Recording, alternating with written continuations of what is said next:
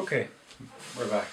So the last time we looked at comparing vertical place value, we won't worry about that word, binomial and trinomial multiplication, comparing it with our other methods using this new vertical method.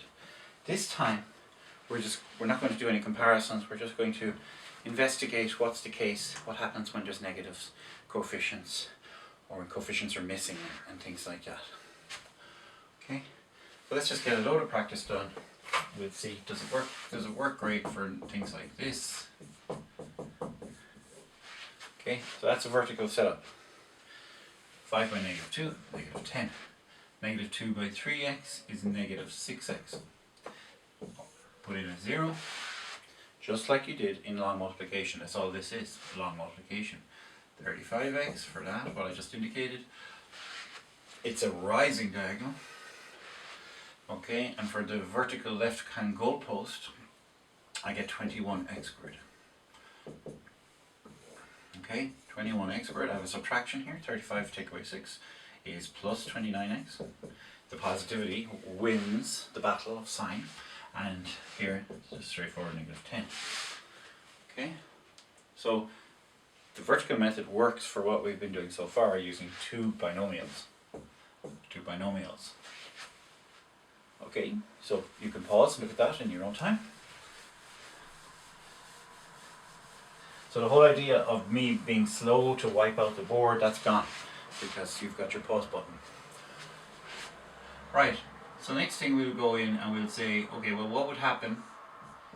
Last time you saw I used very small numbers and we were single digits predominantly. Well, this time we'll use larger numbers and we'll put in a negative in the middle here. Okay, and we'll keep it large, we'll go back up to plus 11, a double digit number, but one that's particularly easy to multiply with. Okay, and we'll go with, not 7, I don't want to repeat any numbers, let's say 3x plus 2. Starting over on the right hand side, 2 11s is 22. The answer is also a digit, is also numbers. Sometimes you'll see people say numbers are represented with this hash symbol, then x's and x squareds, and of course x cubes are out here, and even the x4s are out here too, which we will need if we put a trinomial on a trinomial. 2 11s is 22. 2 times -5x is -10x. 2 times 7x squared is 14x squared. Okay, it's the end of our 2. We're moving on to our 3. This is warning. Just be very careful here. Do not say 33x here. Okay, that would mess up our system. Put not here, because we do not get any single digits, units, numbers from 3x by 11. 3x by 11 is 33x. Next we're coming up with a -35x squared. And next we're coming up, well, we need number of 21, and we need x by x squared, which is x cubed. That's positive. We go ahead and add 21x cubed. And this is your homework tonight for some questions like these from your book, and some I might make up. Okay, so 14 take away 35. Well, what's 35 take 14 first? That's 21. Okay, but we're going and keep the sign. So what you do is you do your subtraction 21, and then you keep the sign of the big one, which is that one, or you just use your calculator. It doesn't. But try to work out how to do these, because there's no carry in this case. You should be aiming to have that done in your head. So -21x.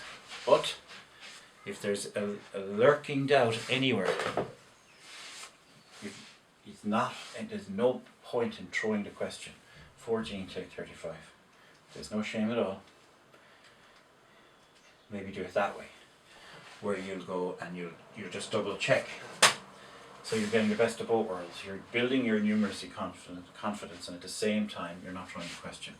Yes, I know you're waiting for me to put an x squared there. There it is.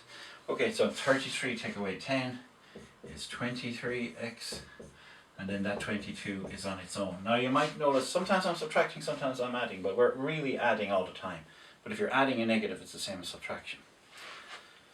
And that's that answer there.